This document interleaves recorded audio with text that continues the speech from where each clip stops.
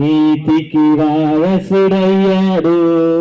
దేవుని మాటకు లోబడి నోవహు ఓడలో రక్షింపబడ్డాడు. విశ్వాసంతో నడచిన అబ్రాము నీతికి వారసుడయ్యాడు. దేవుని మాటకు లోబడి నోవహు ఓడలో రక్షింపబడ్డాడు.